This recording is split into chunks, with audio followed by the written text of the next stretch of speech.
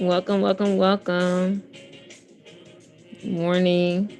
I mean, not even morning, it's almost 1. Thank you for joining us. A couple more minutes before we start.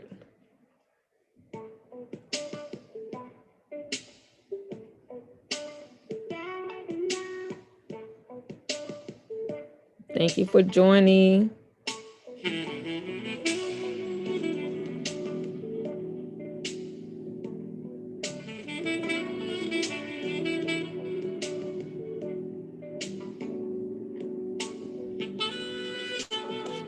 Thank you all for joining.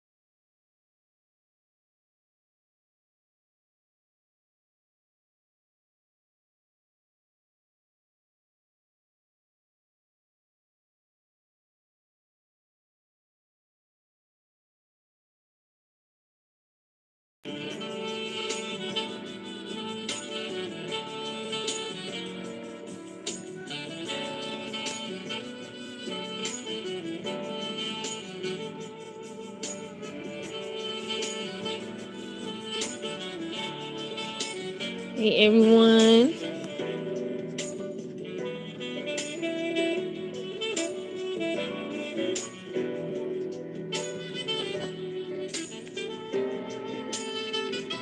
Hey, what's up, everybody? What's up, Amber? Hey. Hey, feeling that those sun rays, huh? Yeah. Miami was great. Hey, loving it. I learned a little bit about myself while I was in Miami. So Yes. I came back ready. Hey, love it. Shout out to everybody that's joining us today. Yeah. People in the house. Make sure you introduce yourself because we have a lot of new people in the audience. So just make sure that like when we get to you, you just literally introduce yourself, tell the people who you are and so forth. I got you. I'm on. We're gonna Grab. start in approximately 1 minute. All right, let's do it. I'm gonna grab some water. Yeah.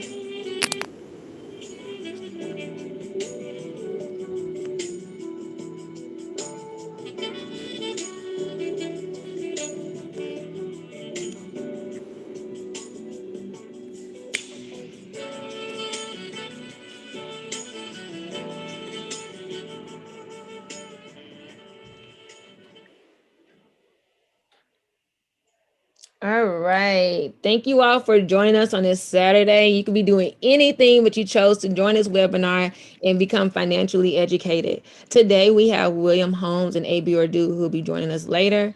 But I'm super excited to join you all also on this journey of just refreshing my skills in terms of looking at the balance sheet to determine which companies I want to invest in, but also helping you all on this path in terms of using the stock market to help you generate income. Now, before we jump into the stock market, I am an avid believer in making sure that your mindset is right. And, sometimes the webinars that we do can be like numbers heavy and intense. And so we're going to start off with just like an opener. And it is Women's History Month. And so you'll also learn a little bit more about some of these women or women in the contributions to society as we go along. So I just want to thank all of you all for being here and joining us today. And let's get it. All right.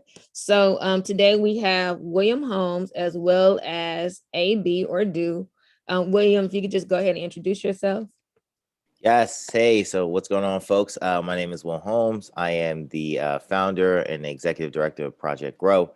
Essentially, we help kids and adults invest in the stock market and learn more about their personal finances. And A.B. Ordu will be joining us later. We will, depending on the time that AB goes on, then he'll probably present last. But we're going to start off by doing just an intro, mindset.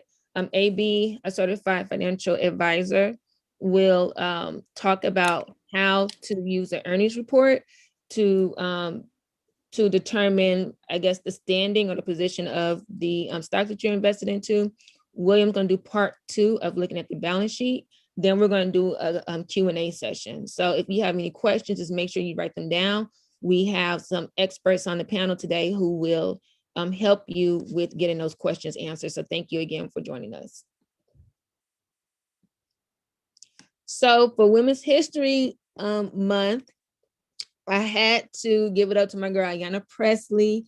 One quote that she's known for is stating that she understands and appreciates and respect that at any time a barrier is broken or history is made, people want to celebrate it and mark it as progress. So I'm going to share this one more time.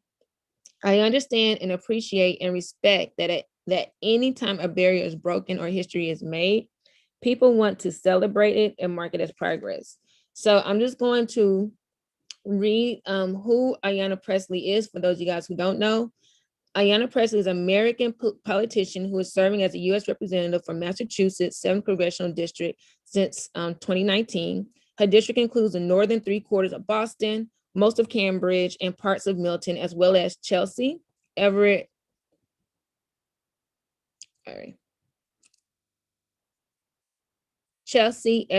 Randolph, and Somerville. And she is a member of the Democratic Party.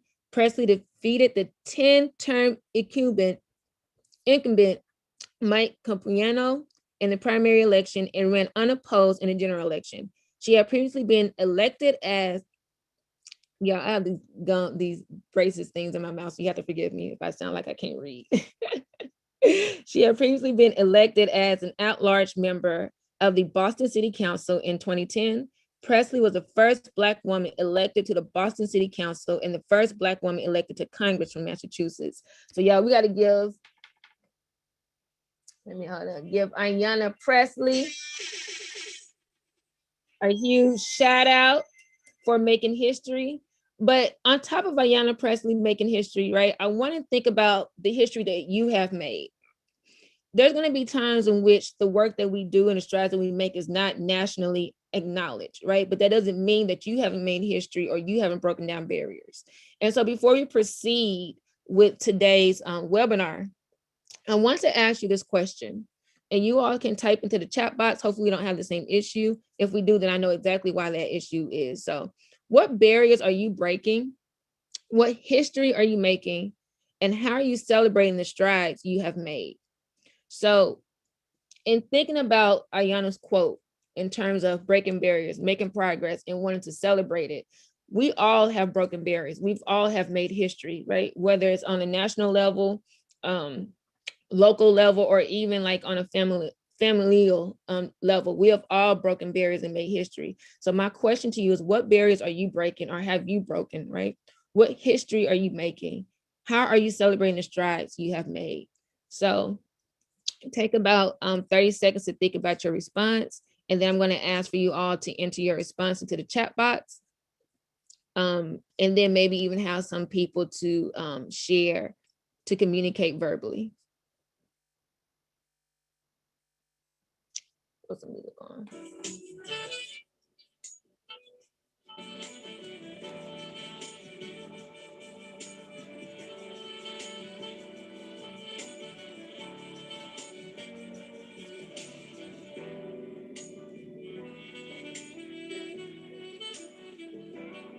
I really love this question too, Amber, because I think it's so important for people to think of yourself as like a superhero, right? Because we do things every day, but you know, we don't always think of them as grand. But we don't celebrate our wins.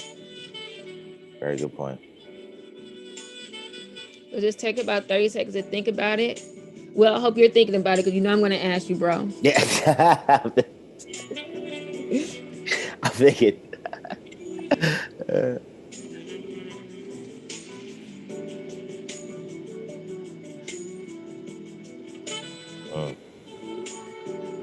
Like that response.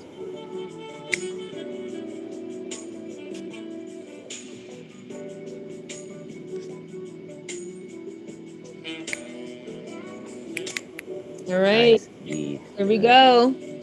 Giovanna, Emanuela, thank you. Oh, look, we have the chat. Hey, I love it. Yeah, the chat's popping today. Chat's booming. Booming today. Let's go ahead. Let's see. Thank you all for just chiming in. Absolutely. Great. So Emanuela says breaking the barrier of having making money is somewhat simple. Keith, breaking academic boundaries. First with the masters in my family. Yes, hold up. Wait. First with the masters in my family, breaking financial literacy challenges in my family line. Yes, Keith.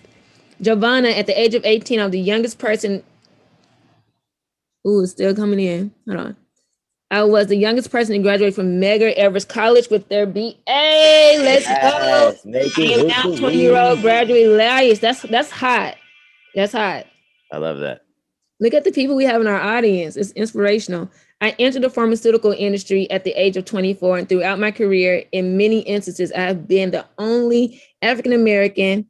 And with that interest, I have brought other African-Americans to the industry. Let's go, Maryland. Yes. Building generational wealth for my family. Let's get it. Let's go, Jamal. Julio, as a second generation Cuban American of color, I am humble and proud. I feel humble and proud of the work ethic my parents instilled in me to make the most of the opportunity of being born in the most prosperous country in the world.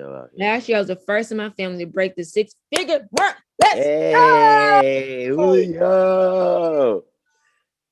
Blessings. Will, Yeah. what barriers are you breaking, friend? So for me, it's really about, and I'll talk more about this later in my organization, but it's really helping kids get invested in the stock market. Like that's my jam, right? The fact that we had Dylan part of the program, Yes. I have kids that open brokerage accounts and text me on a regular basis, like, hey, what do you think about this stock? What do I think about that stock? So I know that this was not possible, 20 years ago to the extent that it is now, or even maybe 5 years ago. So just being able to do that on a consistent basis and help people, that's my jam. Let's go. And listen, as we continue to evolve and this platform continues to grow, like my son, he sees me every morning on Clubhouse sharing. He sees, me on the doing the weekly webinars and so forth. Sometimes I make him come if I'm not busy. But he is like, even when we was looking at my stocks, he was like, Mom, why you didn't cash out? Like, what's going on? So it's really cool to hear a 10-year-old, really talk about stocks and to be to be in my business when it comes to stocks. Like, focus on your stocks, bro. Like, he's all up in my business. That's really cool, Will, and I thank you for just creating that opportunity for youth to be exposed to the market as such. Yeah, one of the barriers that I'm breaking is, I think, just like, first, I was the first person in my family to graduate from college. So I definitely broke that barrier with myself. Right? Graduated from Spelman College. Did not, you guys, no joke, was homeless and everything. Graduated from Spelman College still, moved to New York City. I think first person in my immediate family to own a house, me and my husband, right? So really excited about that. And I guess, like, I'm making history. We're both making history, Will. I feel like, by creating a platform, there's like, it's no gimmicks. Like, we're not, we might like say, hey, we got this, we got that, but it's no gimmicks. Like, we're giving you all the jewels, dropping insightful information for the freezy. You know what I'm saying? It's not one of those things. It's like, oh, well, if you want to learn more, you got to pay $9.99 or $12.99, or like not even $9.99, but $99.99. No, we're not even doing that. Like, we are really committed and passionate to getting people on the path to generating passive income, increasing their portfolio and increasing their assets. And so I think that not only are we making history by doing that, but you all who are in the audience are also making history by being proactive and committing to expanding your knowledge in terms of just generating wealth. So thank you all as well. Yes. And I just want to go ahead and give some more people shout outs. Yes. We have Marsha, first generation to graduate from college and do Ivy League. Yeah. Let's do it, Marsha. Educating myself about gaining financial freedom and passing it to my son, breaking the taboo that money is an enemy. Yes, let's get it. Other way around. Big ally. Medina, I am a mobile nurse practitioner in Florida. I was just in Florida, Medina, with the intent to offer flexible work for nurses and nurse practitioners. We follow you on Clubhouse, and we are striving to empower ourselves and our children in the community. We share everything we know. I love that. Shout out to you, Medina. Thank you, thank you, thank you. And so, Will, I'm gonna go ahead and turn over to you. I love celebrating ourselves, and if nobody celebrates you, I will celebrate you. So any celebration, any strides that you've made, please make sure you share those strides, testimonies, and celebration with us. The first 15 minutes is allocated to just like mindset, right? And so we love it. Thank you all for joining us. Will, I'm going to go ahead and turn it over to you, friend.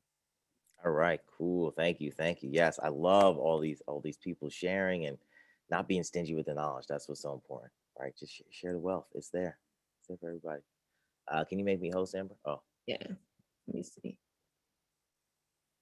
Oops, let me make you host. And play some music while I'm making him host. Hey, Pauline. Hey, Kimberly. Pauline, Kim, what's up?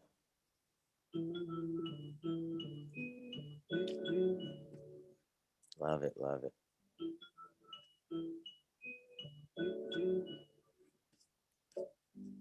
Well, I'm being like extra slow today. Hold on. Oh, Ah, you're take your time.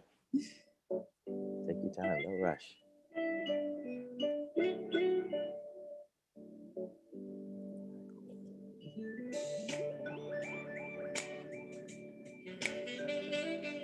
All right.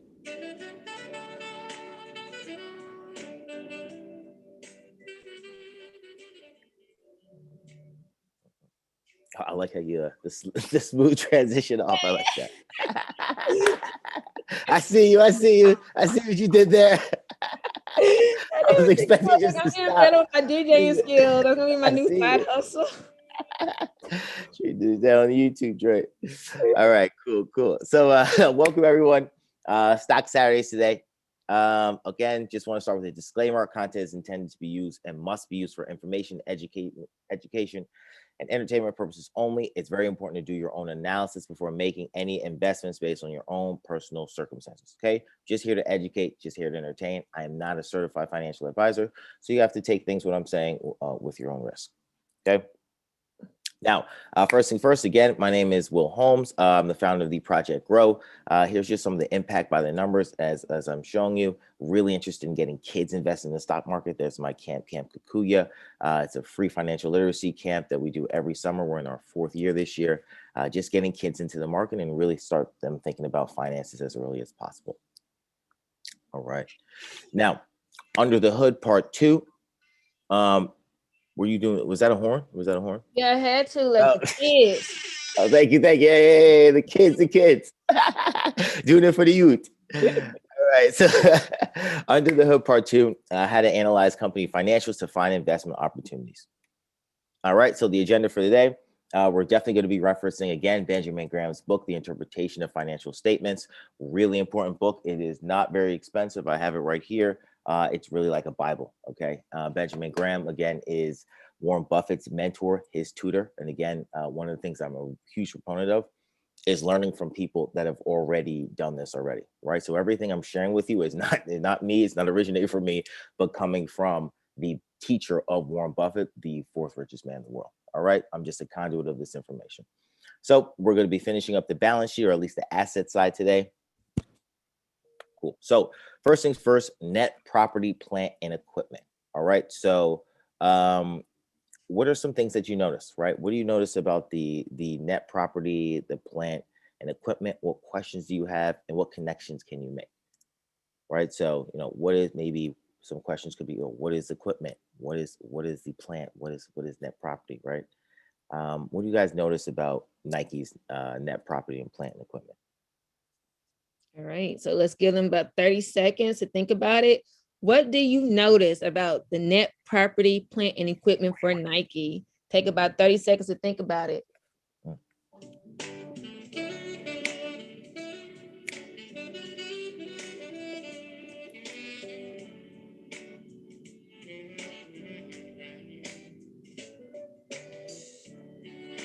Oh, there's a chat.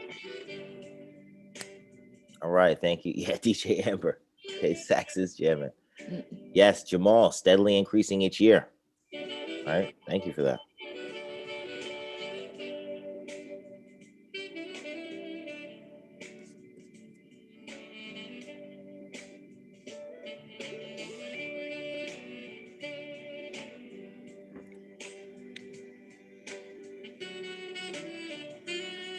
Anyone else? Okay. Overall has increased, other property has decreased. Thank you, Kim. All right, the smooth transition. Excellent. So, first thing first, what is net property, plant, and equipment, right? So all property, plant, and equipment is essentially the things that, or the buildings and things that companies would buy as long-term assets, or things that they use to run their building. So for instance, if you were to look at a company like, let's say, Exxon, right? The property, plant, and equipment, and we're going to talk about that and do some comparisons, is going to be the big oil rigs that they use in order to extract the oil. It's going to be their corporate offices. It's going to be any big property or anything that they own that they use for their business. Okay. And the most important thing to know is that it's a tangible asset, right? So it's typically physical, and it's hard to sell really quickly.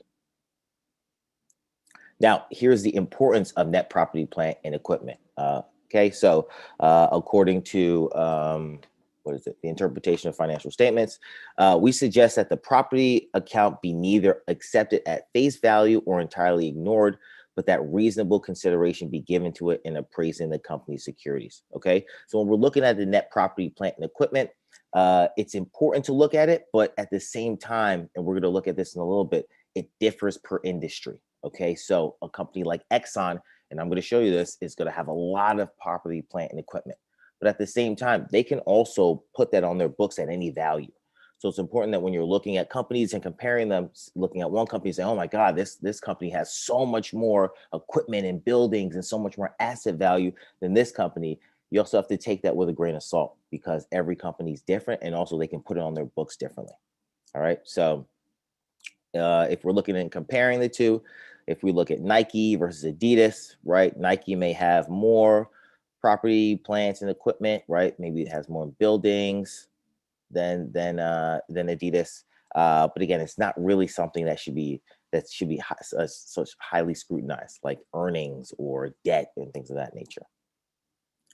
So we're going to jump into, actually, give me 1 second. I'm almost positive I have Exxon in here. But anyway, I'll show you Exxon, for instance.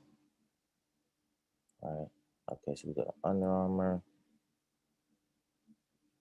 All right, so let's look at the net property of Nike, right? So we're saying 7 billion, right? Gross 12 billion. But if we look at Exxon, for instance, you're going to see big difference. Sorry, I thought I had a slide. Okay, and this is Wall Street Journal. Again, for those that are here for the first time, you're going to always head to the Wall Street Journal. You can check the income statement, balance sheet, cash flow here. Okay, scroll down to assets. All right. So if we look at the gross net property value of Exxon, right, $511 billion, right? And like we said, Exxon, huge company. They're investing in oil rigs, big things that are capital intensive. So it's important to always compare it via the industry, right? You can't look at Nike and look at Exxon and say, oh my God, Exxon has so many more assets. Well, it's a whole different industry. So definitely look at your industry when you're comparing the two. Well, Yes. it looks like we have a question from Christian Avila. Yes, Christian, what's up? You have to make her speak, and then if you could bring, oh, maybe she took it off. Oh okay. Yeah, I don't know. She raised her hand down. And if you can make Okay. AB a panelist, then a thing. Got it. AB promoter panelist. All right, perfect. You there? I don't know if I can see his face. That work? Mm-hmm. He's there. I think. Yeah. I think so. I see he disappeared. Oh, so maybe it takes a while. So he'll let me know on the back end. He's in the universe. Okay, here he is. Excellent. All right, AB, good to see you, brother. Sorry, I didn't mean to have my hand up. Okay, no problem. All right, so next things next, intangible assets. Okay, and also like where am I coming? Where am I getting this information from? Right, it's all on Wall Street Journal. Essentially, what I'm doing, again, for those who are new, I'm just going over the balance sheet of a company. And the reason why we're going over balance sheet is because it's so important to know the financial health of the company you're investing in. One of the things that's very popular right now is people to invest on ideas. Wow, I think this thing is going to be great in 5 years, so let me put money into it. You really have to look at the health of a company before you're going to invest in it long term. Okay. And looking at its debt, how much it owns, what sort of things it's invested in is super important if you're making long term financial investments. All right. So I'm looking at the balance sheet. Okay. This is the assets. We talked about cash, total accounts receivable yesterday or last time, inventory. Okay. Other current assets. Right. And so now we're here, net property and equipment. Now we're going to talk about intangible investments, intangible assets. This is excellent.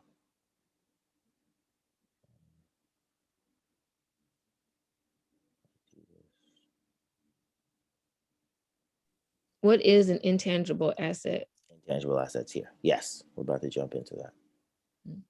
So here are the intangible assets of Nike. essentially an intangible asset is something that's not physical in nature. Okay, so it's really intellectual property, right? So it's another thing that we're going to talk about in a little bit. So it's like trademarks, patents, things of that nature. The company itself puts that on its books and puts a value on it, right? So we're going to look at it in a little bit. But Disney, for instance, has really high intellectual property. Why do they put that on their books as being a lot? Because it's Disney, the brand. So they're essentially putting a value on this idea and this brand that is Disney. Okay. So, for instance, okay, and according to the interpretation of financial statements, when you're looking at intangible assets, it's important that the figure it does appear on the balance sheet, but it does not have the same weight as maybe the income or the income statement or the money it's making or profits. Okay. So it should really be taken with a grain of salt. And it says such intangibles may have very large value indeed, but it is income account and not the balance sheet that offers the clue to this value. In other words, it's the earning power of these intangibles rather than their balance sheet valuation that really counts. Okay, so you can look at a company and say, wow, it has all these assets. I can't believe it. But it's really important to see, okay, how much of that is intangible assets? And do I agree with that or do I not agree with that number? So we look at the intangible assets of Nike versus Under Armour, right? Again, this is a funny situation. You know, if you're geeking out a little bit, is the is the intellectual property of Under Armour worth more than Nike? I don't know about you, but I don't think so, right? So it's definitely important to look at it, but also take it with a grain of salt. And it's interesting to see what people put on their balance sheets. So let's look at Disney, for instance. Okay, this I thought was really interesting. From 2018 to 2019, all of a sudden your intellectual property, your goodwill, which is that same thing. And goodwill is just what the intellectual property of the company. That's all it is. It's not like a real tangible thing. All of a sudden it jumps like 3x, right? You go from 38 billion to 103 billion, now you're at 96 billion. So I think it's always very interesting when you're looking at companies and what their intangible assets are. So is it Yes. possible, right? Because I feel Yeah. like within the last couple of years that we have placed more value on streaming and so forth, right? We have placed more value as a society in terms of like technology and digital products. Is it possible that this could possibly be a value? I mean, we know that they're gonna stretch it, right? We know that, but is it possible that it could be worth more now that Disney has its own streaming services? I'm sure they didn't just make it up overnight or make it up as a result of COVID, right? I'm sure there was something like that's been in action as a result of Roku, Netflix, and these other platforms, Amazon Prime, like all these things existed prior to COVID. So is it possible that, the sentiment around Disney, the sentiment around Disney's intellectual property could have increased significantly because of this shift towards digital products and in streaming and so forth? Yeah, I think Amber, you brought up a really great point. Actually, I'm sure that's exactly what went into the conversation in the boardroom that allowed them to jack up their into intangible assets from 38 billion to 103. Right, it can access more people. Right, you can put it in more homes. Disney, the brand, is becoming larger. They're starting to buy up this and that. So I'm sure that all went into it. That's a really good point. Right. Mhm. Yeah. I can't. I don't really have an answer there, but they come up with that number. But it is all I'm saying. It is definitely arbitrary. It's definitely arbitrary. So it's important to look at that. But that's a really good point, Amber. So then Yeah. Julio says it could also have been specifically in Disney case is the acquisition of the Star Wars and Marvel brands. Yeah, exactly. They start to buy those, and then they start to put that on the books, and then exactly that's perfect timing. Hey, listen, we buy this Marvel brand. Let's put it on our books as a certain value. Mm. Right? So maybe 2019. Now our assets look bigger, and then we can justify that by saying, "Hey, Marvel is a multi-billion-dollar brand. Let's Star Wars multi-billion-dollar brand. Let's put this value on it." But it's definitely important to look at intangible assets, and like Benjamin Graham said, take it with a grain of salt because they're arbitrary numbers. Can you really put a number on the value of Marvel? can you really put a number on the value of Star Wars? You can look at revenue and base it off of that, which I'm sure they did. But it's definitely an arbitrary number. That is a good point, Julio, right? Especially with Marvel and Star Wars. Next one, total assets, right? So the great thing about this is we kind of gone through assets. We went through current assets. We talked about cash, accounts receivable, all that good stuff. Now we're at total assets. Okay, so what do you notice about Nike's total assets since 2016? Have they been increasing, decreasing? What do you notice? Music. Where's the inspiration for the smooth jazz? I think it's just like a calm, chill, it's a cold day. Okay, cool. No turn up. I like it. Just flew back to Miami, Hey. Feeling cool, feeling cool. Yeah, it's just groovy. Groovy, I love it, I love it. All right. Kind of flat, but jumped to 2020, increasing. Excellent. Somebody else. Steady increase with an even bigger increase from 2019 to 2020. Exactly. Right. So, and again, yeah. So, this is Nike, not Disney. So yeah, we're seeing a steady increase, and that's what you want to see in a company, right? You want to see their assets increasing, but like we just taught you guys, it's really important to see where is the increase. Is that 10 billion from is it from intangible assets? Because then it's like, okay, well, you got to just put it on a piece of paper and said it was worth more. But did they buy a new property? Where is that the increase in assets coming from? It's important to ask those questions. Mm-hmm. So what is an asset, right? And Amber is just such a great proponent of this, acquiring assets. That's all she's talking about. Be it a business asset, start your own business, that's an asset. Buy your own stock, get into real estate, like assets that pay you money is just so important. So, I always like to compare people to companies, right? You want to invest in a company that has assets that are producing money and that are doing well and that aren't in a lot of debt. Okay. So what is an asset? It's a resource with an economic value that an individual or corporation, like we're talking about, or country owns or controls, with the exception that will provide a future benefit. Okay. Most important part, you want to make sure that is generating cash flow. Okay. Now, why do we use assets, and how can we use assets to make a smart decision when investing in companies? And here is a ratio that I would recommend everyone write down. Okay, it's called return on assets. Now, what is return on assets? It's a ratio that measures the earnings before tax and interest. I like to take before interest, tax, depreciation, and amortization. We're going to talk about that in a little bit. And then you divide it by the total net assets. So essentially what that's saying is how much money is this company, my company that I want to invest in, making based on the assets that it holds. Okay, so here is an example of what that looks like. Okay, so you take Nike and you take Adidas. All right, you take the EBITDA. What is EBITDA? This is earnings before interest, taxes, depreciation, and amortization.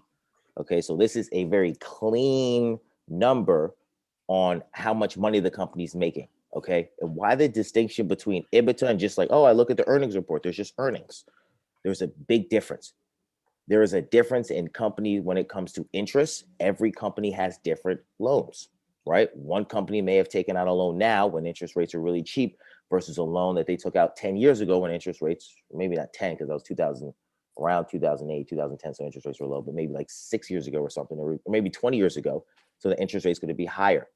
So that could affect earnings. Okay. Taxes. Every company has different taxes. When Trump went in and did that huge tax cut, a lot of companies saw increased earnings. Why? Because their taxes just went down. But that doesn't necessarily tell you if the company is actually being more productive, right? Is it really pumping out more money, or did it just get a tax break? Right. So when we're looking at these companies, it's important to see how much money is this company really making? Okay. Depreciation. All right. That is just when you own an asset, it depreciates over time. So you write that into your cash flow statement. All right. Every industry company has different depreciation schedules, right? And amortization, another way of writing off the value of an asset. Okay. And all of them are just different in schedule. So I love to look at EBITDA because it's a raw, clean number on the earnings before any of this other stuff that gets in the way and people can manipulate.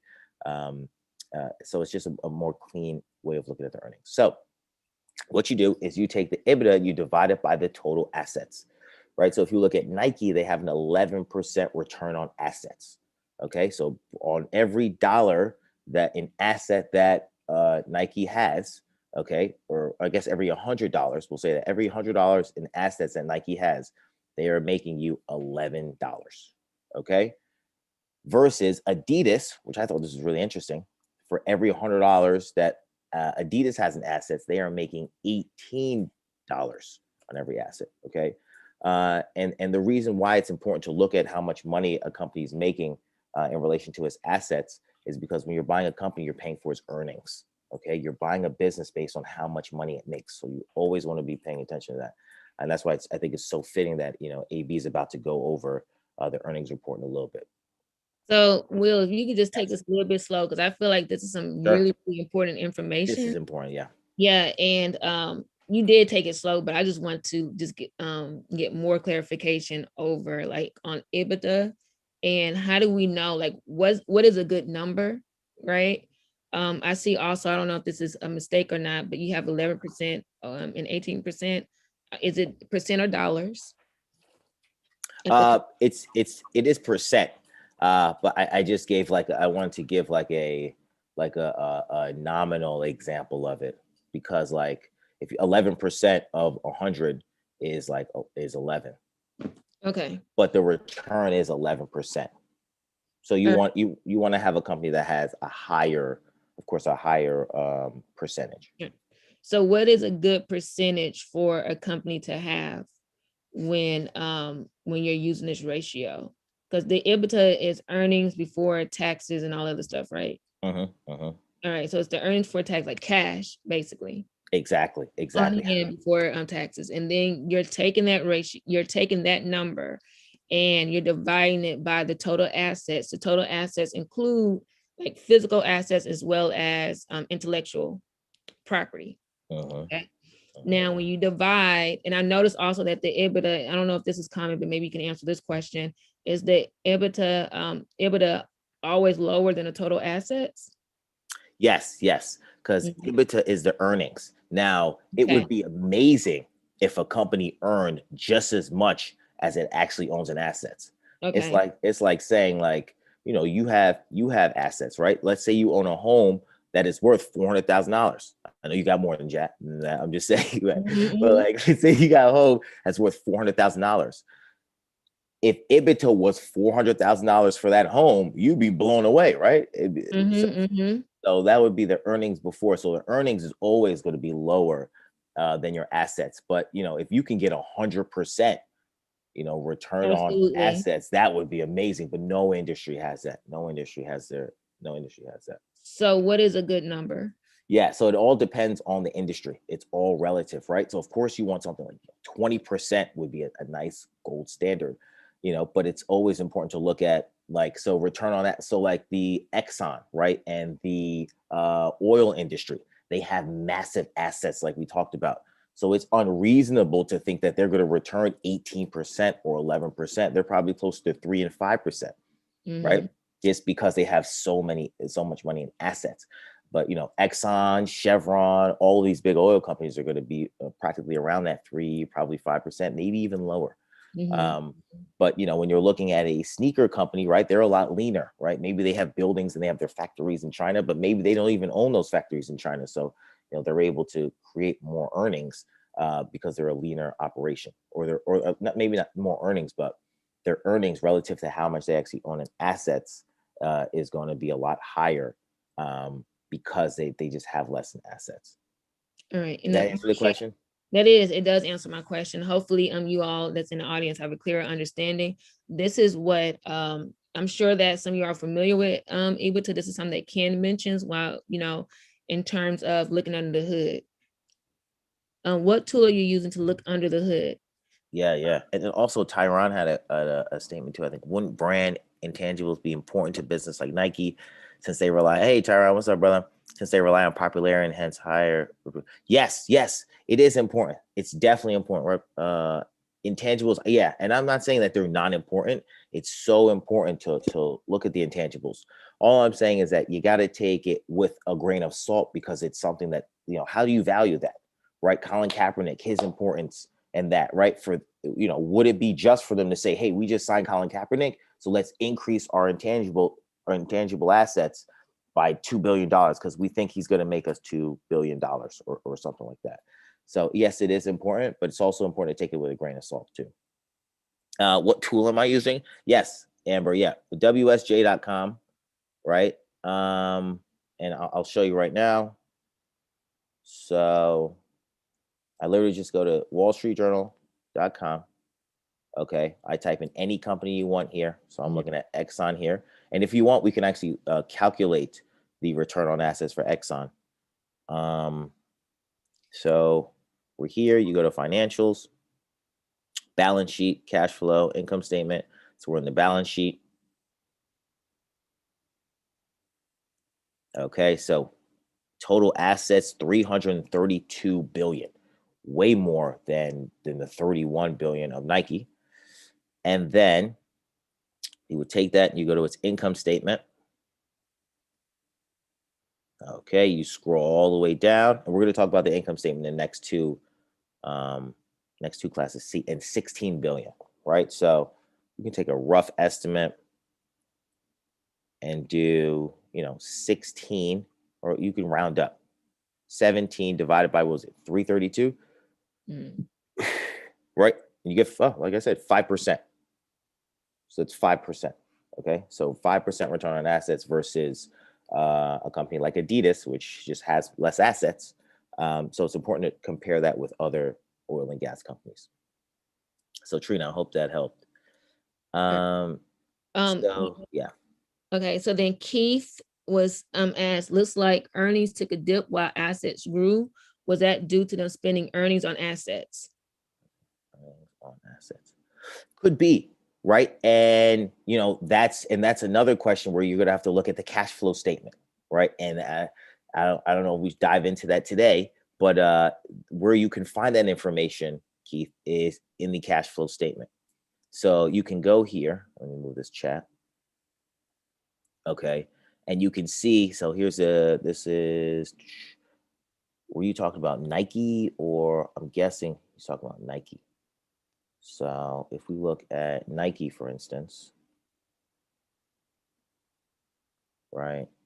So you look at the cash flow statement. Okay, this is how much money they made, net income. And if you scroll here, you can look at something called their investing activities, and you can see what they invested in. Okay, so capital expenditures, and we're going to talk about this another time. I don't want to confuse it, but you asked it, Keith.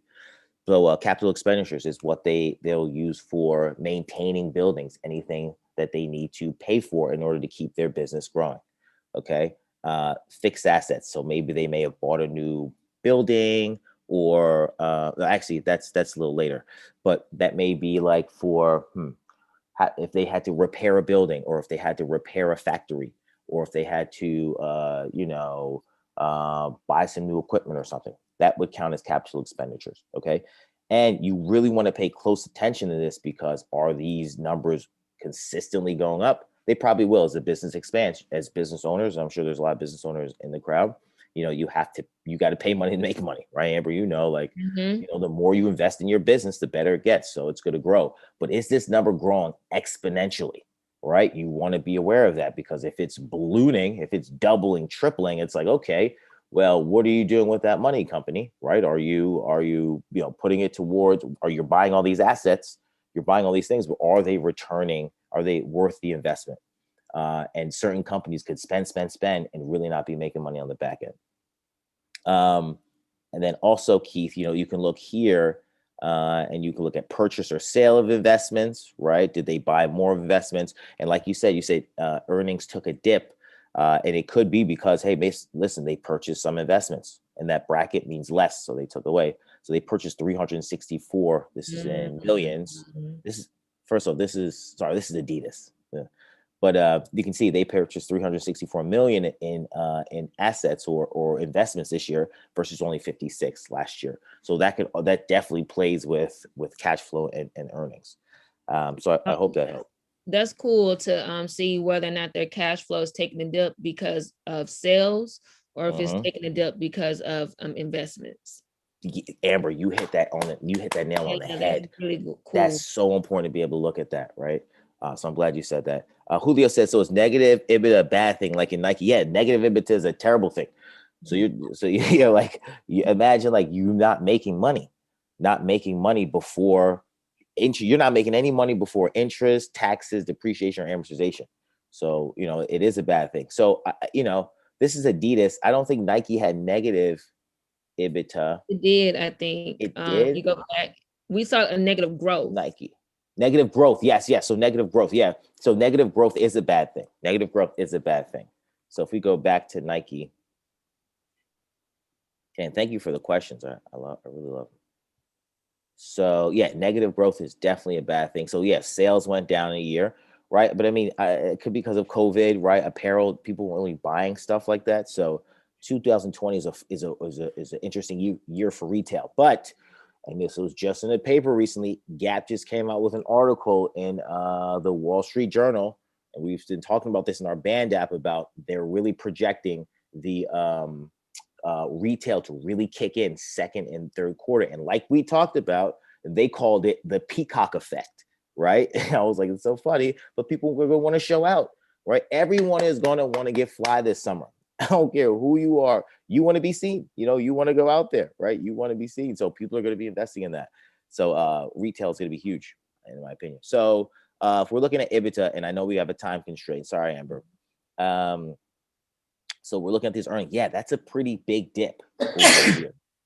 Bless you. That's a pretty big dip, right? You go from 4, you're steady, chugging along, boom, 3.4. But if you want to take it an even deeper dive, right, you can look at the quarterly and you can see exactly when everything happened, right? So you can look at this big sales drop in May of 2020, right? Right. So you're going from November, everything's fine, everything's peachy.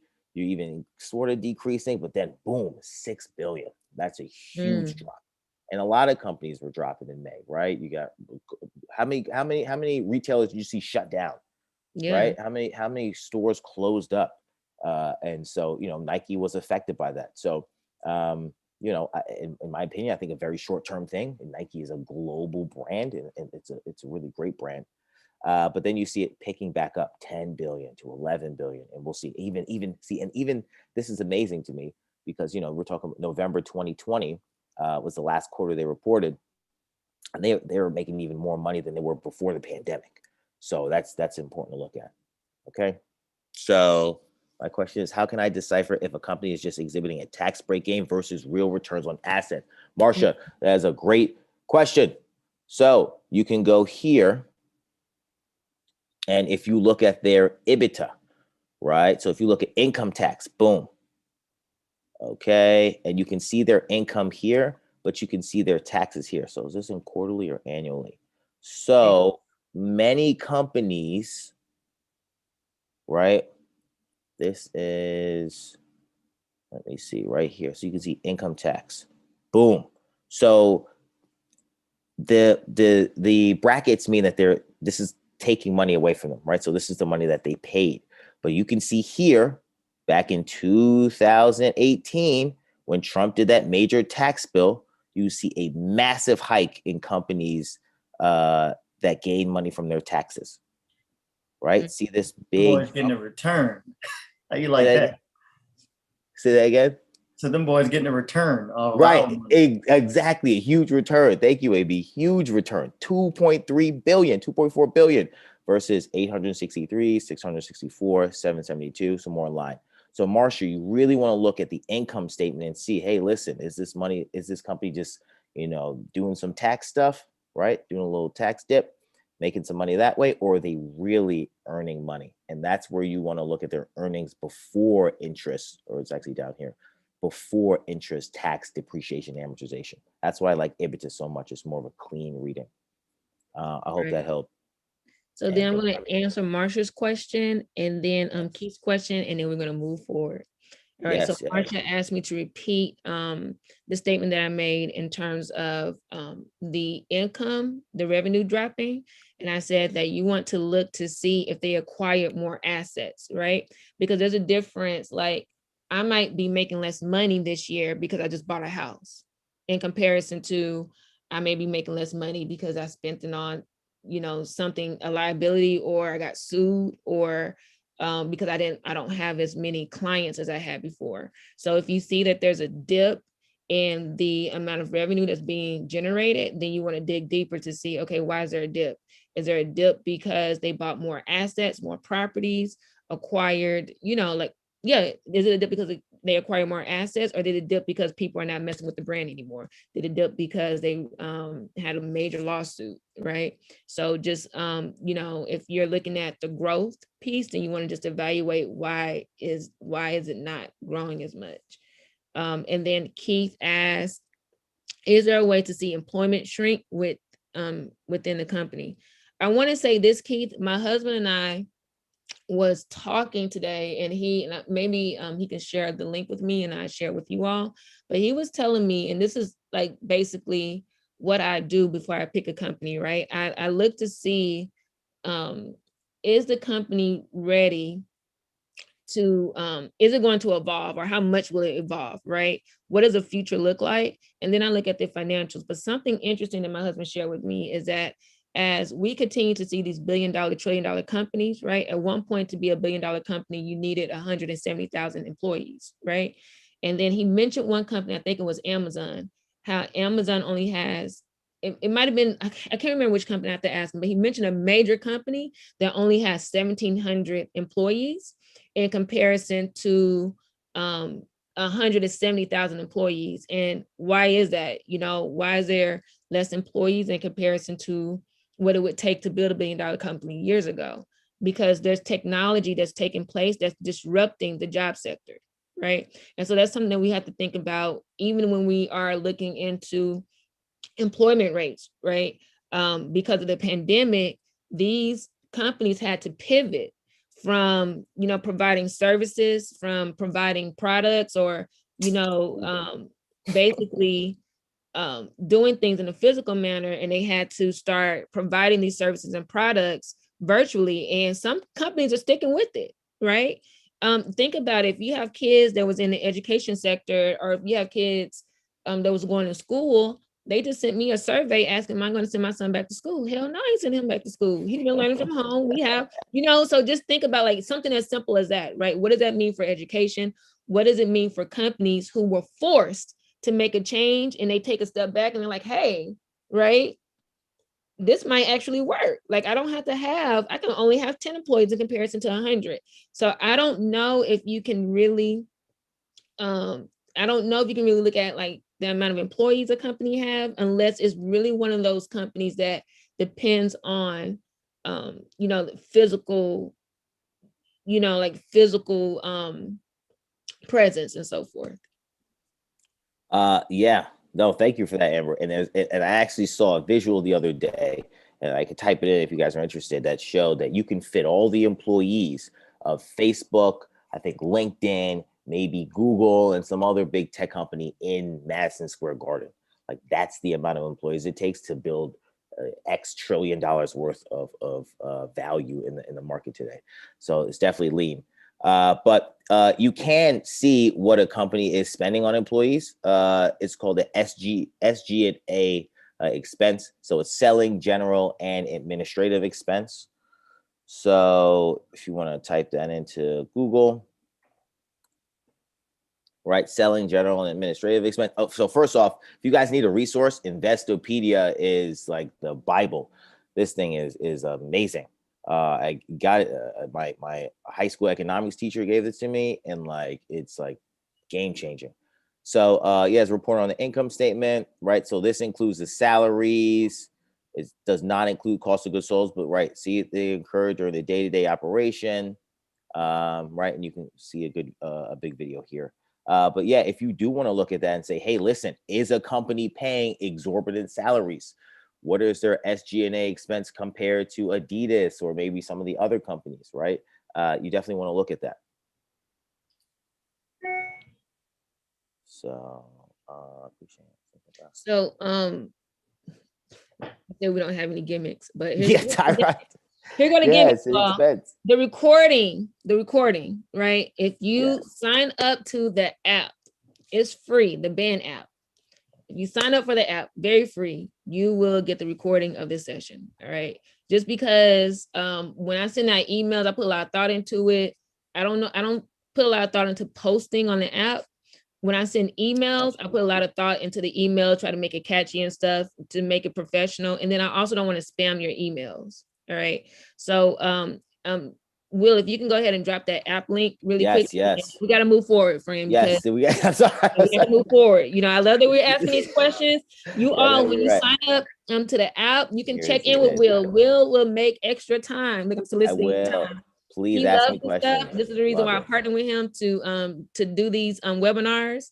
He loves these things. You can ask him questions. We also have great people who are stock enthusiasts that drop certain things. Some of the same things that we learn in Clubhouse, they drop certain information and you know, they share out. So you will make my job much easier, you guys. Like literally, I took my break in Miami because I was just overwhelmed. I'm doing a lot of stuff, but you will make it so much easier. You just sign on to the app. It's free, no gimmicks, none of that.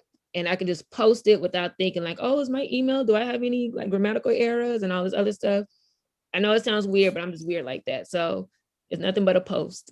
And I will post the link as well as the password to log on to the link. And you will have access to this recording. Yes, let me go ahead and put it right in the chat. Share invite, got you. Copy. Yes, and please go ahead and ask questions. If you have any questions on the app, please go ahead and ask. I'm always here to help. All right, so thank you. I will stop sharing my screen. Appreciate it.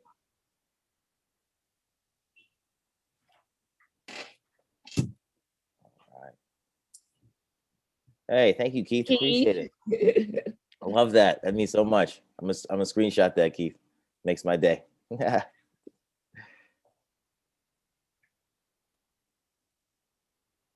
All right. And so I guess we'll turn it over to AB now. Right? That's it? Yeah, that's it. Oh, snap. All right. No, I was really worried about time. With time and stuff. So yeah, we're going to definitely, you know what, go ahead and drop some W's in the chat box for my boy, Will. Thank you. Thank you. If you found some value today. Appreciate it. Thank you. Thank you. I appreciate it. Thank you. Thank you. I've been trying to get him to join Clubhouse and stuff. He's just too busy. You know what I'm saying? He was a part of the original crew. He's just too busy. Him and AB. So you have to catch him on the back end. Y'all want to hear Will, learn about Will. He's definitely in connection. He's definitely familiar with Rick and so forth. You have to catch him on the back end. Have a lot of patience. Because he's not as exposed, you know, on our Clubhouse platform. Rick is getting anywhere from hundreds of DMs, right? So the cool thing about you all is that we only have like, I think the most people that was on this webinar was 50, maybe half of you would sign up for the app. And so he can be more attentive to responding to whatever questions that you have or what have you. So definitely check in, definitely make sure you download that app. Definitely make sure you go back and watch these videos and so forth. And as we continue to evolve, as the value circle continue to evolve, because we go to Clubhouse, you will see that we finally got our group. So I'm really excited about that. So make sure you join the group. But as it continues to evolve, I will make sure that whatever questions I see that you all pose during Clubhouse, I'm bringing back to my boy Will, I'm bringing it back to my boy AB, and I'm going to have them to expand on it. All right. Make sure you share it with your friends and stuff. We're trying to get, I want to say 1,000 people like financially free. You know what I'm saying? Everybody in the stock market. So without further ado, I'm going to go ahead and turn it over to AB. Let me go ahead and share my screen. Excellent. I see everyone signing up. Thanks for all the love, folks. I love it. Thank you. Thank you so much. Will, if you can make the AB the host. Yeah. Be the host. Okay. All right, AB in the house, my guy. All right, so I'm gonna share my screen. What's going on, everybody? Hey, what's going on? AB, I'm gonna have you do a quick introduction of yourself. Okay. So I guess I'll start with that then. First, giving honor to God, and second to Amber for giving me the opportunity to speak on this platform, and to all of you. Thank you all for being here. I think the main thing that I want to start with is she mentioned that she's trying to get 1,000 people financially free, and I was talking to my mentor yesterday, and we were talking about how you don't necessarily have to be in jail to be not free. To not be free. Yeah, to not be free. So like she said, my name's AB Ordu. I'm the CFO here at Alka Financial. We are a financial services firm down in New Orleans, but we're certified nationwide. I'm a certified financial planner, along with some other, credentials and all that stuff that we don't have to get into. But the main thing is the reason why we all banded together, well, part of the band app, is because we have similar goals for, the Black and Brown community. The main thing is there are a lot of, I guess you would say, commonalities between stocks, finances, things like that, and the everyday world around you. And I think Will and I do a good job of putting those analogies together so that you can understand that these things, they're right in front of you, and they're very obvious, and they're not necessarily 13 hours. difficult to understand once you just start to make that time to grasp them. We down here in New Orleans, we focus a lot on community activism and stuff like that, and we try to mostly help people with entrepreneurship. We do taxes, and we do financial planning and stuff like that. But typically, in order to have anything that would require you to need more than just TurboTax and stuff like that, you've got to at least have an idea about where you want to go. And so I think that the thing that I do the best is I help people turn passions into profits. Go ahead. We are going to talk today about earnings calls or earnings reports.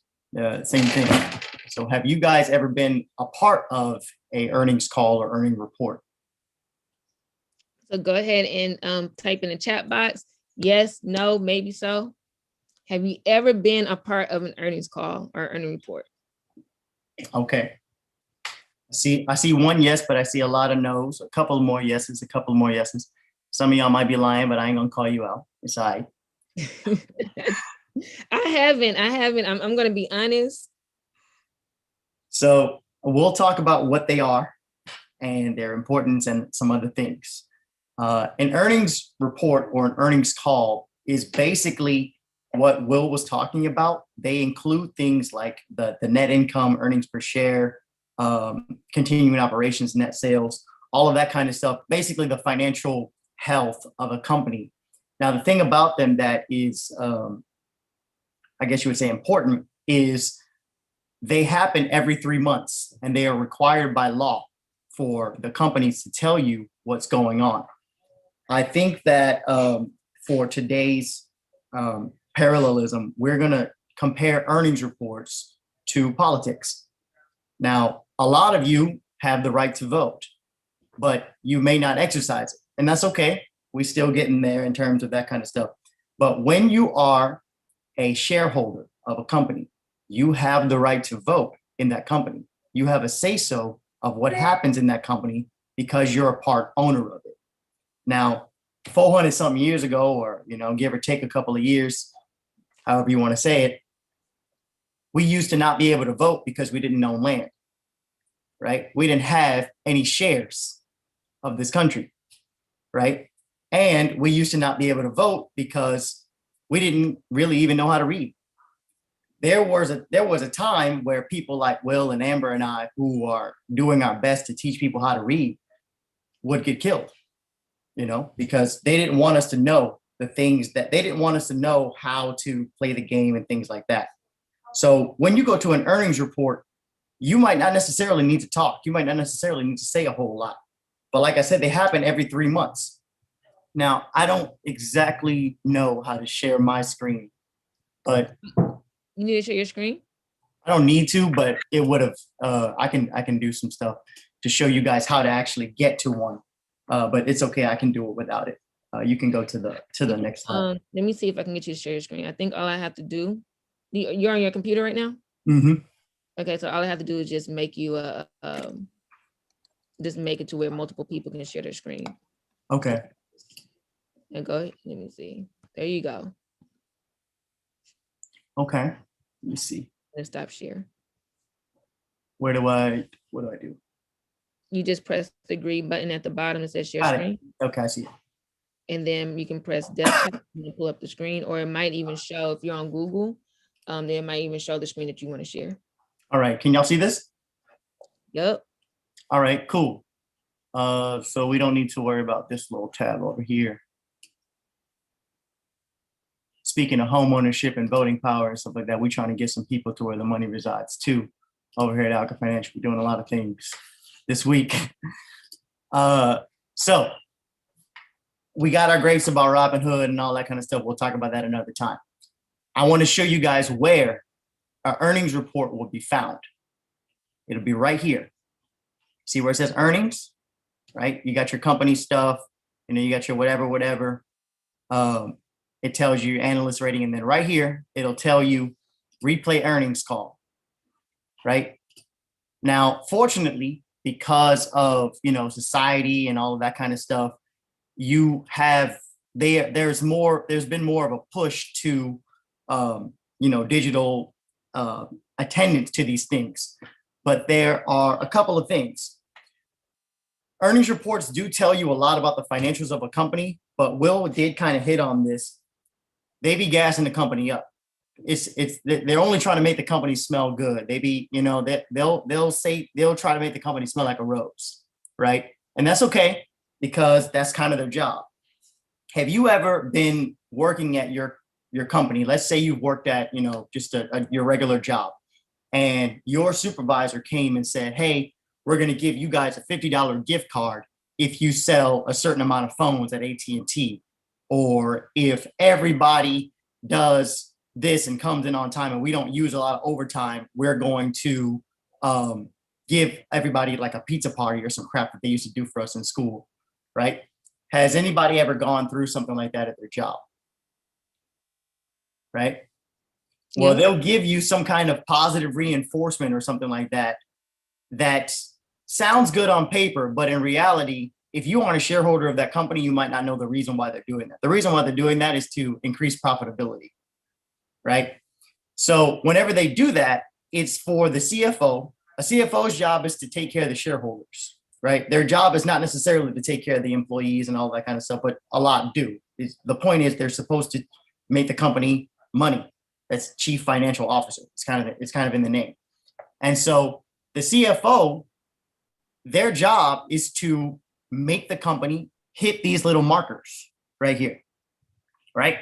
If they're estimating that the company is going to hit X number in growth and they actually meet it, the CFO gets to keep his job. If something like this happens, where they estimated they were going to make X and then he made this, well, now you're going to hear a whole nother side of an earnings report.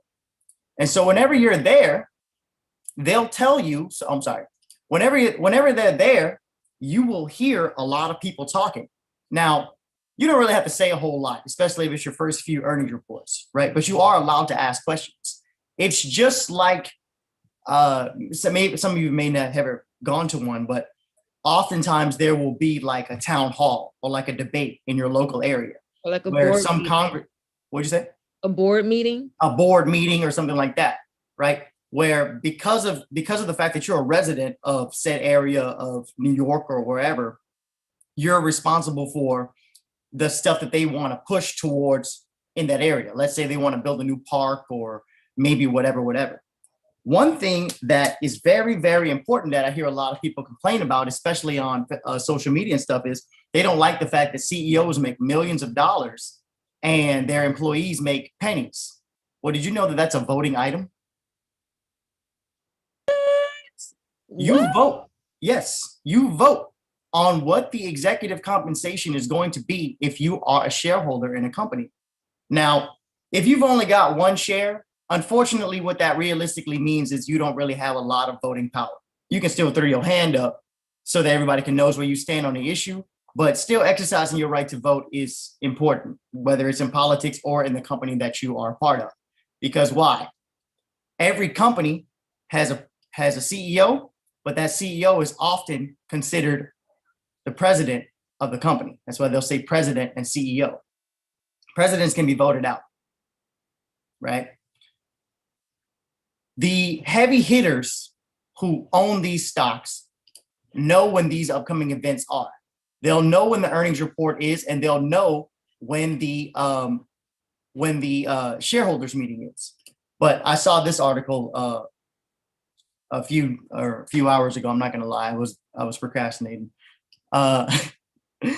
So they were talking about things that make it, I guess you would say, beneficial to be a shareholder of a company. One of the things is dividends, obviously. The next thing is voting rights, right? So sometimes when you're voting in a company, you have so many shares of that company, they're not going to like just put the information online and hope that you go get it.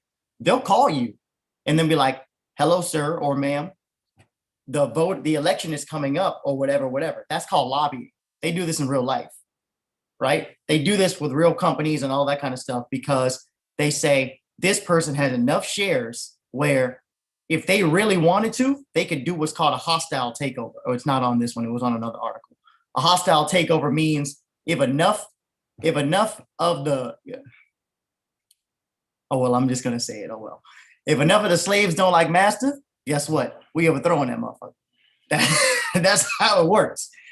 So if enough people band together, a hostile takeover means a CEO can be fired from his own company, right? That's basically what that means. Now, sometimes not only will you have voting rights, they'll give you perks and stuff because they want to keep you happy as a shareholder. When, like for Tesla, I know this for a fact. Let's say the new one is the Cybertruck, right? I don't know if y'all have seen it yet, but Tesla's coming out with a truck. And basically what happens is the few people who helped, I guess you would say, foot the bill to make those things happen, they're going to get theirs first, right? That's a perk and a benefit of being a large majority shareholder of one company. It's my goal in my personal life to be invited to one of these. The reason why is because once you're invited, that means you have enough say so in that company to where they can't but not include you in on the decision. Whenever you're listening in for the first few times, it might only be because that you only have, maybe, 20, 30 shares here, whatever. That's still a good opportunity for you to learn. Like I said, when you own a stock, you own that company. So act like it. I've said that before in the past where you don't necessarily need to be a wealthy person to act like a wealthy person. It's honestly more of a state of mind than anything else. And so when me and Will tell you these kinds of things like, okay, this is what you're looking for. These are these like little things that the company is going to tell you what's going on. And I saw somebody in the chat that said like, they put all the employees basically in one little box. Like it's not going to say Will works here, Amber works here, and AB works here. It's just going to say, how much do we have to pay for employees, right? Because that's considered an expense for them. That's not really, anything good. There used to be a time where at many companies, they would give you stock options for working at a company. They would give you a part ownership for working there. But the point is, when you're there, even if you only have one share, you're still entitled to go to the earnings report. And basically what happens is for about 2 hours, the CFO will get up there, maybe the CEO, and they'll say, oh, the company's doing great and they're doing this. And then you say, well, on Wall Street Journal, where Will told me to go look, it looked like y'all was in a little bit of debt, right? It looked like y'all was in a little bit of heat. And so you can raise your hand and say, well, hey, Mr. CEO, or hey, Mr. CFO, well, according to your IREDA, I'm sorry, did I say that right? According to your chart, that's, public information, you said that y'all were doing, y'all were up 16%, but in fact, you're not. You're up 8%. And then even though you only have one share, somebody's going to be like, oh, they out here lying, right? So now that's called a caucus or a coalition, right? Other shareholders are going to see you say that on the earnings report. But like I said, it's public information. They can't just erase what you said. That's not how this works.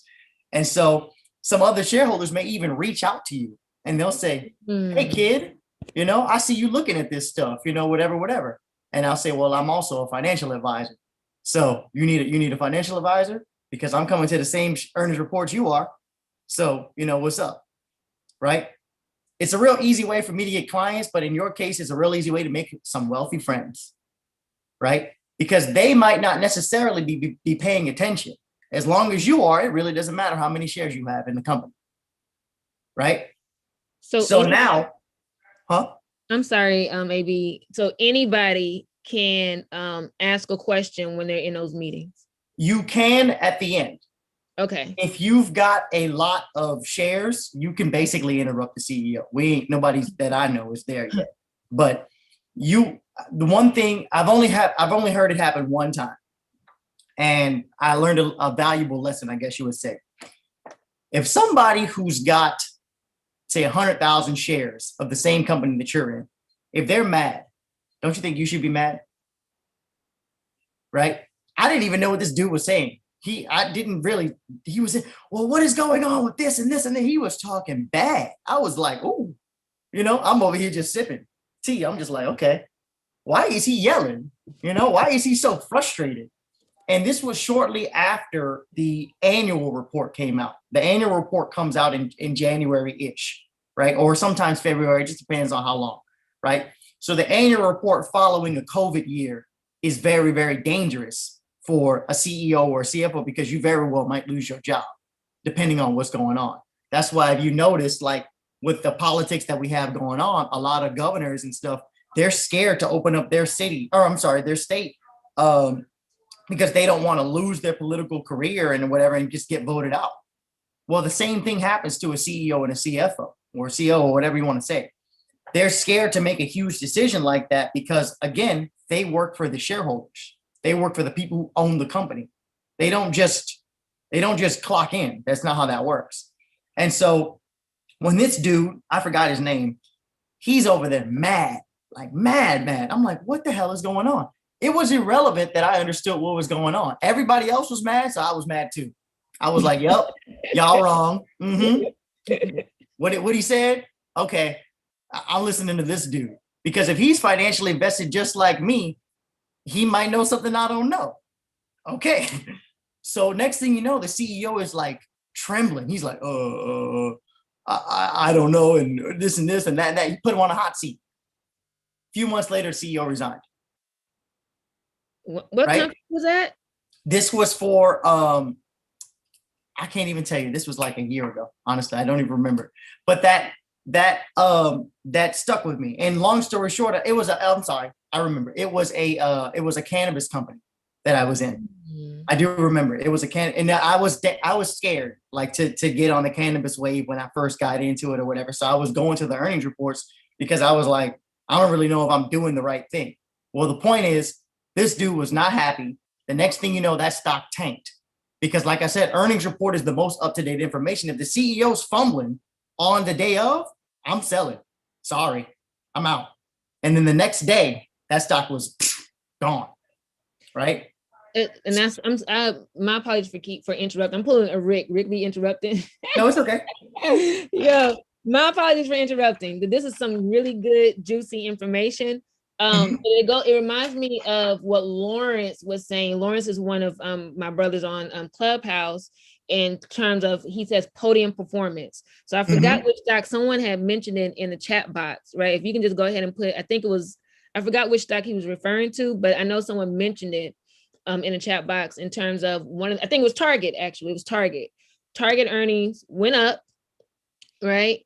And then their earnings were pretty good, but then when they did their earnings report, the CEO wasn't able to tell the people that were chiming in on the call which direction the company was going. Like, he was fumbling, right? So as a result, just speaking, you guys, now get this, AB is not on Clubhouse. He's doing his own stuff and so forth. So this is coming from two valid people, two people who said the same thing, but was not in the same area when it was said or what have you.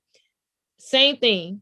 When Lawrence referred to as podium performance, when these individuals go in front of the people, they're able to talk to the numbers or what have you, but they're not able to give the direction in which the company is going, not able to speak to the company and answer certain questions so that people can feel safe or feel secure in their investing or what have you. And I loved how you brought that up, AB, in terms of like the people pulling out if they don't feel secure with the CEO or with the direction the company is going. So shout out to you for that. Gotta keeping it. What's up? Yeah, I gotta give you a super shout out for that too, AB, because that's such an important way. And you can learn so much. You say from the earnings call, you're probably gonna talk more about this, like the tone, the sentiment, like the energy, like what's coming on. Are you nervous, bro? Like if you're nervous, I don't know. I should probably be nervous too. So thank you. They're the leader, right? Yeah, If Obama gets on TV and we're talking about a terror attack or something like that, and he's like, they're like the press people are like, what are you gonna do, bro? Like what's going on? He's like, everybody's gonna be like, yeah, he ain't it. You know what I'm saying? Like that's what it's like to be that person on the hot seat.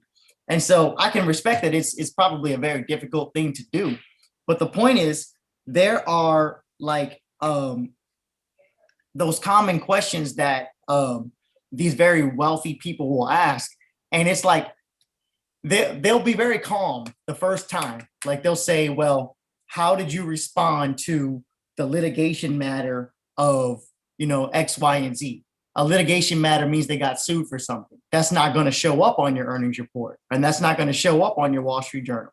Some things that won't show up are litigation, possible mergers, and whether or not the employees went on strike, right? Those types of things, they will try to cover those up. Like whenever a company goes on strike, you've seen it on TV before, they will try to nip that in the bud quick, because if the shareholders find out, it's over with, right? They're going to call them and say, why are your people on strike? If your people ain't happy with you, there might be something I need to know. I might not be happy with you either, right? And so typically when those things happen, the wealthy man or whoever it is, they usually don't introduce themselves. They'll say, hey, what's the answer to this question? And I'll write the question down. I don't have any prepared as of this moment because I didn't write any down for the last earnings report, but that's not important. They'll say, what's this question? And I'll write that question down because I'll say, okay, I don't really know what he just said, but I'll Google it after. And right now is not what's important. How did this person respond? And so when the CEO responds well, the guy will kind of ease back. It's kind of like when you're looking under the hood and you start hearing a funny sound, your mechanic's going to be like, well, it could possibly be this, right? And then you start digging into your car. You be like, man, your water pump messed up. You ain't get your oil changed, but I came in here for an alternator issue, right? The more it starts to smell bad, the more you're going to start looking and you're going to start pulling stuff out and you're going to say, what's really going on, right? What's really happening in here? So I guess you would say, to recap, earnings reports happen every 3 months. They happen every quarter. A shareholders meeting happens annually. A shareholders meeting will typically be to announce good news. That'll be like when Apple announces a new iPhone, whatever. Depending on how many shares you have of that company, you will be invited to do that. It's something called a record date. So let's say you bought a stock in April and the shareholders meeting is in September. If the record date is anytime before August, you will have a vote, right? And you can cast your vote electronically. Different companies do it different ways. But the point is, let's say you're one of those people who don't like the politics in your area. You say, oh, the politicians are corrupt. Louisiana, unfortunately, is last in most categories. We working on it down here in the South, but we got a long way to go. But the point is, a lot of people will complain and I'll say, well, I didn't see you at the town hall meeting, right? I didn't see you grilling the congressman or whatever because I voted for mine, right? I knew who I wanted to be in that particular place because I own property here. So I have a vested interest. The same thing applies for stocks. That's it.